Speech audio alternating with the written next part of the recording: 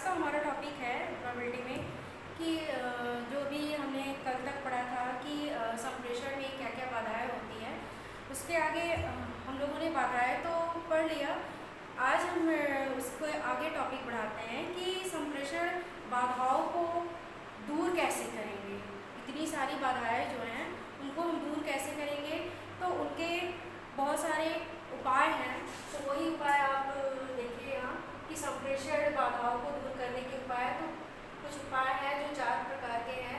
जैसे विषय का ज्ञान होना चाहिए, पहला उद्देश्य पर ध्यान देना चाहिए, दर्शकों या श्रोताओं के बारे में जानना और संगठित हो।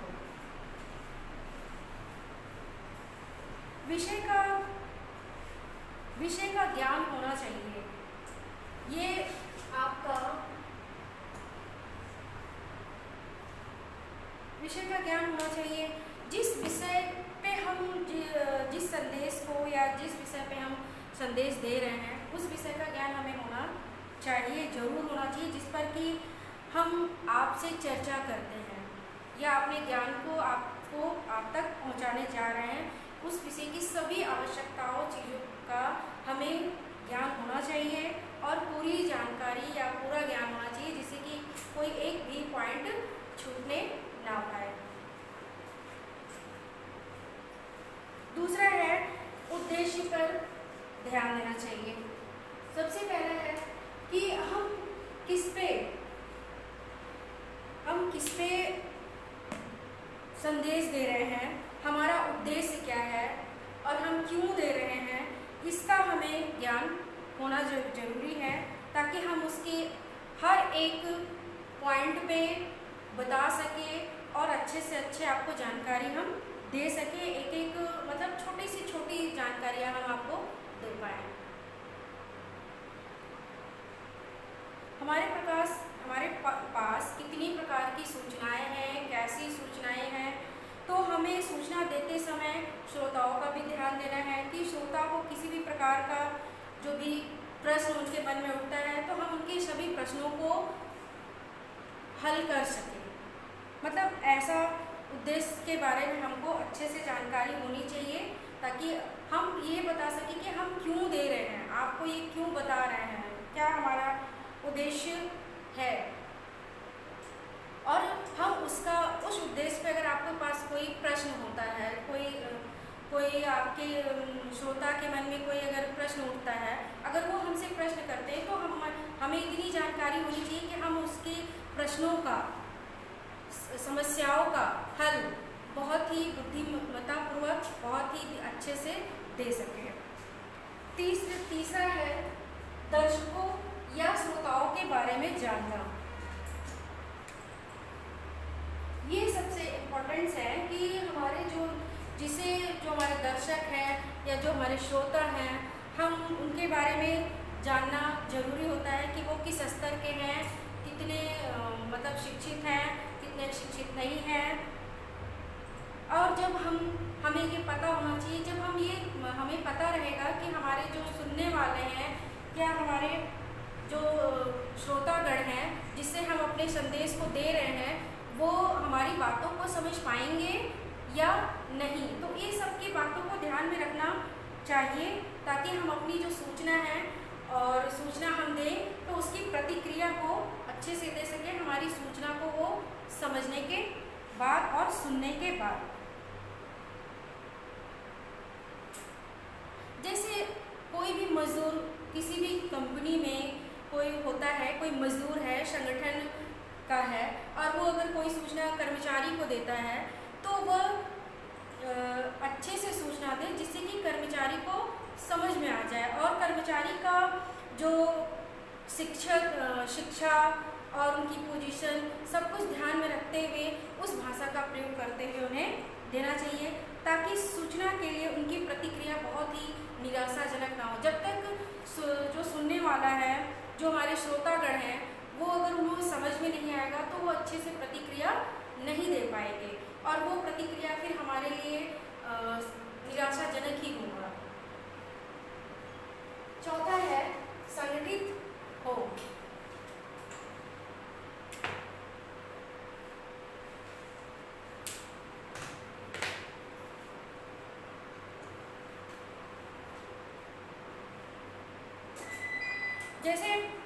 संगठित हो। सबसे पहले तो संगठित हो में क्या होता है कि विषय का ज्ञान होना, विषय का ज्ञान, उद्देश्य पर ध्यान व श्रोताओं का ज्ञान हमारी सूचना सामग्री को इकट्ठा करने में हमारी काफ़ी इस प्रकार से मदद करेगा कि जिससे कि हमारी सूचना और अधिक प्रभावशाली हो सके।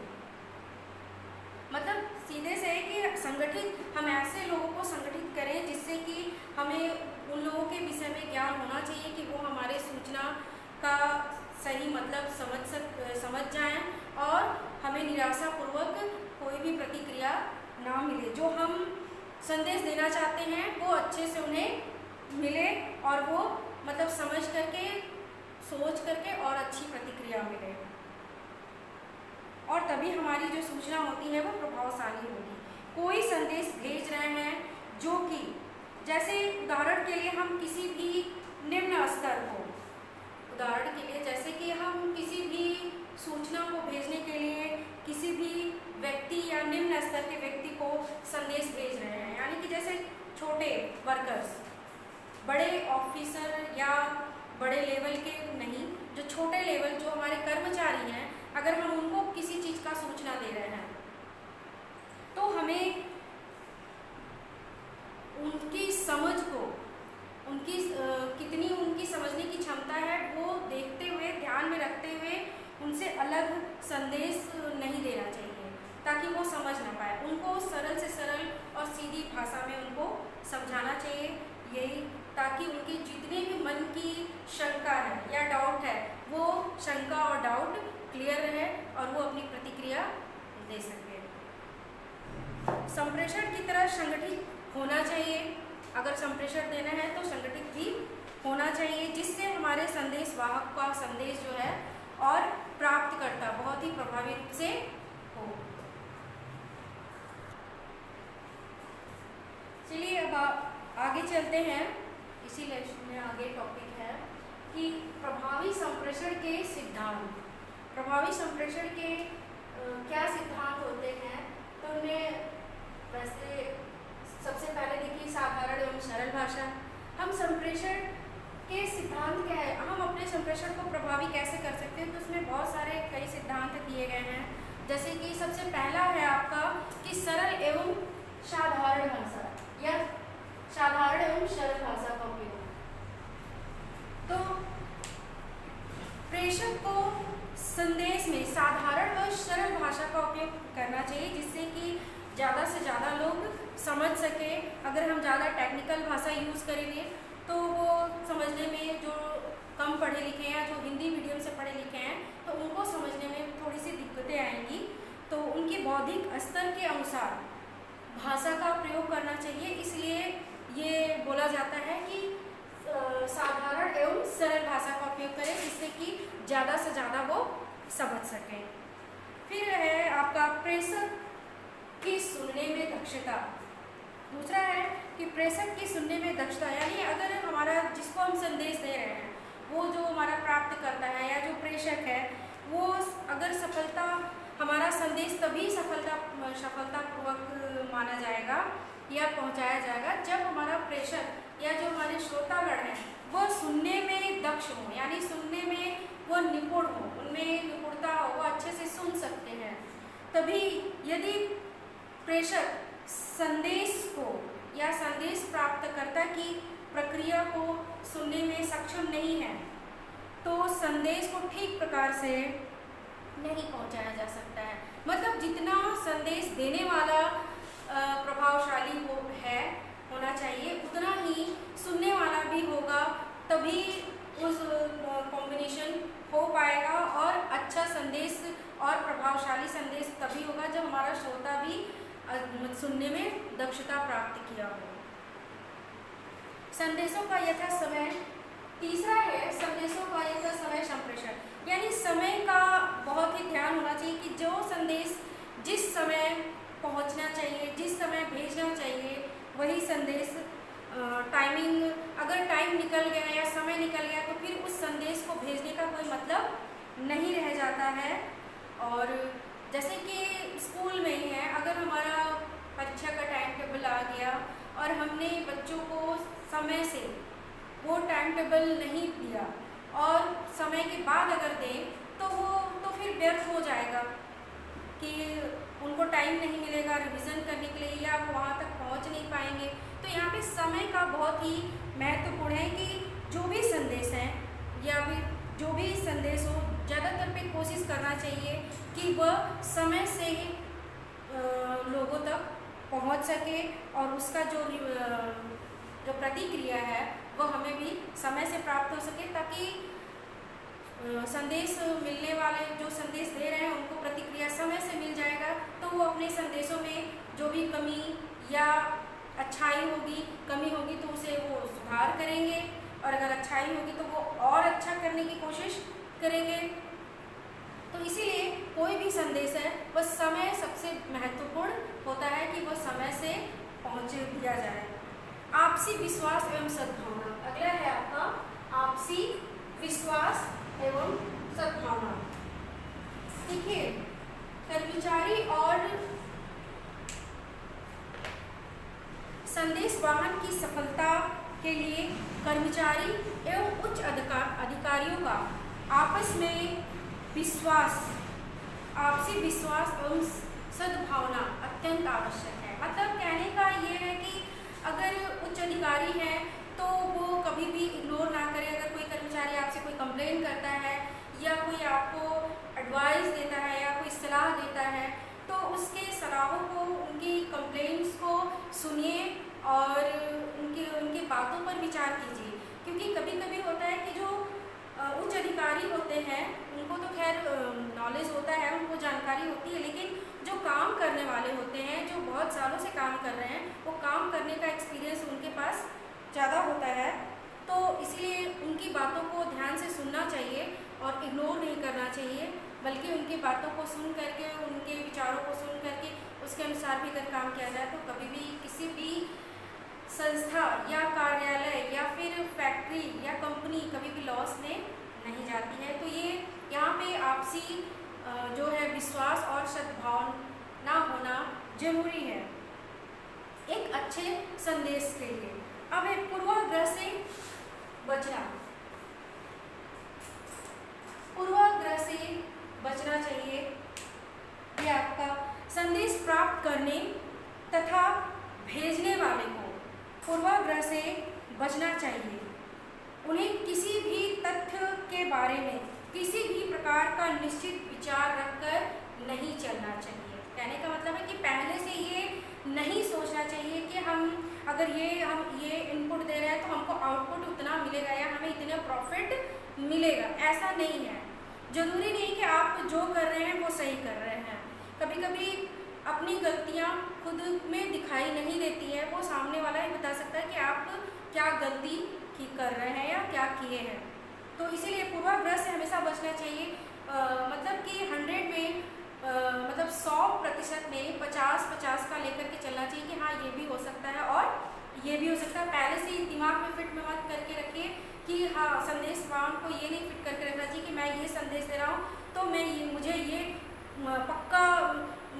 पक्का है कि मेरे ही फेवर में आएगा प्रतिक्रिया। तो ऐसा नहीं है। तो ये चीज़ें कभी नहीं सोचना है, पूर्वाग्रह से बचना चाहिए। पहले से ये नहीं भविष्यवाणी करनी चाहिए कि नहीं मैं ये कर रहा हूँ तो मुझे ये मिलेगा। जरूरी नहीं है कि वो चीज़ मिलेगा। व्यवस्थित संदेश वहन, व्यवस्थित संदेश वहन का है कि संदेश वहन का समय व्यवस्थित मतलब होता है कि पहले से हमें ये निश्चित कर लेना चाहिए कि हमें अपना संदेश कहाँ कहाँ भेजना है और कैसे कैसे भेजना है, ये निश्चित करना चाहिए।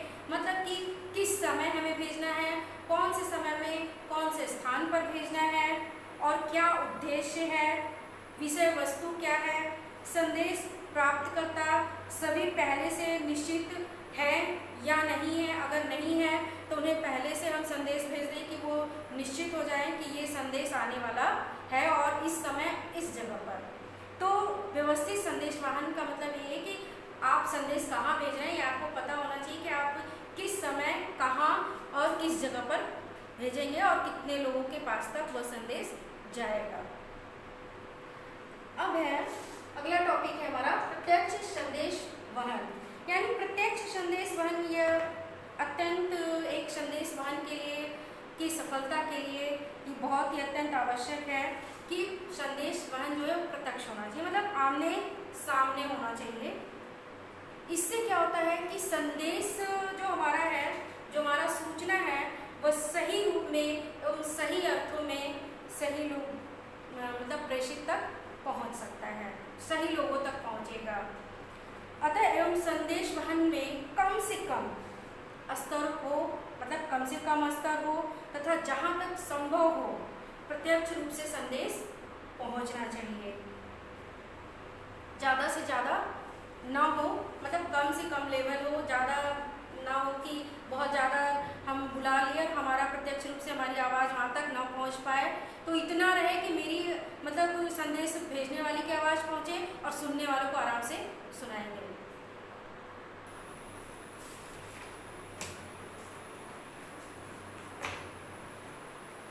आगे चलते हैं। अभी तक संप्रेषण 8वां है आपका। संप्रेषण में अनुवर्तन होना चाहिए, मतलब संप्रेषण में जो हमारा संप्रेषण है, जो हमारा संदेश है या जो हमारा कम्युनिकेशंस है, उसमें अनुसरण होना चाहिए, अनुगमन होना चाहिए, अनुसरण होना चाहिए कि जो भी उस संदेश को सुने, जो भी उस संदेश को सुने वो उसको अपने अंदर ग्रहण करने की कोशिश करें, उसके मुताबिक अपना काम करने की कोशिश करें। तो संप्रेषण ऐसा होना चाहिए कि कोई भी अनुवर्तन करे और अनुवर्तन होना भी चाहिए। अगला है हमारा संदेश की प्रतिक्रिया या प्रतिक्रिया करते समय हमें बहुत सारी चीज़ों का ध्यान रखना चाहिए। जैसे संदेश की प्रतिक्रिया ज्ञात करते समय उसमें आवश्यक सुधार करना चाहिए, उन सुधारात्मक प्रतिक्रियाओं को पहले से निश्चित कर लेना चाहिए। कहने का मतलब ये है कि संदेश अगर हमें प्राप्त हुआ, संदेश हमें प्राप्त हो गया, तो हमें उसकी प्रतिक्रिया करने से पहले ये ध्यान देना चाहिए कि उसमें क्या सुधार करना है या कहीं कुछ हमसे गलती तो नहीं हो रही है। प्रतिक्रिया करते समय क्या सुधारना से चाहिए, सबसे पहले कहाँ कहाँ मिस्टेकिंग हो रही है वहाँ हमको निश्चित कर लेना चाहिए कि हमें प्रतिक्रिया करते समय क्या क्या हमको सुधार करना है, उसको पहले से हमें नोट कर लेने चाहिए। दूसरा है 10वां है आपका संदेश की मूल बातों पर ज़्यादा जोर देना चाहिए। कहने का मतलब है कि अगर हम कोई भी संदेश दे रहे हैं तो उसका जो मेन बात है, जो मेन पॉइंट है, हम क्यों संदेश दे रहे हैं आपको, उस पर ज़्यादा जोर देना चाहिए कि हमारा जो संप्रेषण है, जो हमारा बातचीत करने का तरीका है, उसमें सुधार होना चाहिए और हम उसी मूल बातों पर ही जोर ज़्यादा दें जो हमको मेन इम्पॉर्टेंट है। जैसे कि अभी हमारा पढ़ाई में ज़्यादा इम्पॉर्टेंट है तो हम उसकी बातों को ज़्यादा से ज़्यादा उसको बताएं, फालतू इधर उधर की बातें ना करने के बजाय मेन बातें हमको करनी चाहिए, जिससे कि कम समय में ज़्यादा से ज़्यादा हम संदेश को पहुंचा सकें या ज़्यादा से ज़्यादा पढ़ाई कर सकें।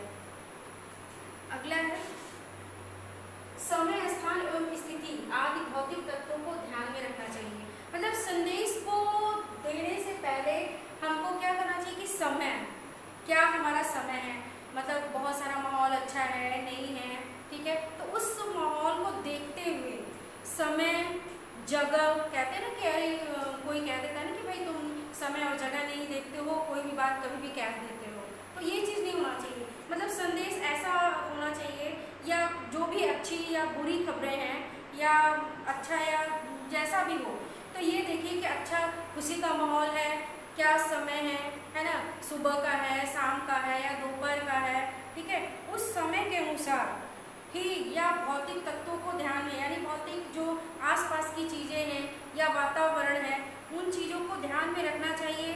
और कुछ तो मानवता, जैसे एक इंसानियत होती है, उनके परिस्थितियों को समझकर संदेश देना चाहिए। कभी कभी होते हैं कि कोई किसी मुसीबत में होता है या कुछ परेशानी में होता है, लेकिन कभी कोई होता है कि उसकी परेशानी ना देख करके, उसकी भौतिक परिस्थितियाँ ना देख करके कभी भी जो भी संदेश मिलता है वह संदेश उन्हें पहुंचा दिया जाता है। तो क्या होता है कि बहुत उस संदेश का बुरा असर पड़ता है। अच्छा होता हुआ भी समय का ध्यान में ना रखते हुए अगर करते हैं तो उसका बुरा असर पड़ता है। तो इसलिए समय का और भौतिक तत्वों का, परिस्थितियों का, मानवीय इंसानियतों का, सब कुछ को ध्यान में रखते हुए ये चीज़ें करनी चाहिए, संदेश देना चाहिए। अगला है हमारा विनम्रता एवं शिष्टाचार पद आदि के अनुसार होना चाहिए। मतलब कि जो कर्मचारी और उच्च अधिकारियों के बीच में जो रिश्ता होता है वो आपसी व्यवहार अच्छा होना चाहिए। अगर कोई अधिकारी भी है और अगर उनके कर्मचारी उनसे उम्र में बड़े हैं तो उनको हमेशा सम्मानजनक भाषा का उपयोग करना चाहिए, उनसे शिष्टाचार से ही बात करना चाहिए और उनका सम्मान करते हुए हमेशा बात करना चाहिए। जिससे कि क्या होता है कि वर्कर्स और जब कर्मचारी और उच्च अधिकारियों के आपसी जो तालमेल होते हैं वो अच्छे होते हैं।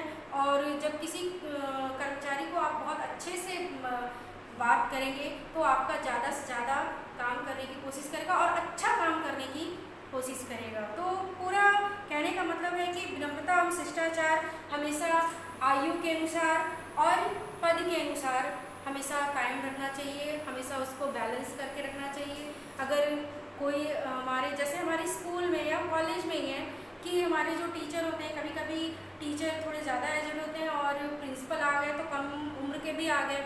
तो ये थोड़ी कि अगर वो प्रिंसिपल है तो वो सबको किससे कैसे भी बोलते, लेकिन उनको उम्र के हिसाब से उनको सम्मान दे करके ही बात करनी चाहिए। तो आज के लिए बस इतना ही। अगले वीडियो में हम और भी आपको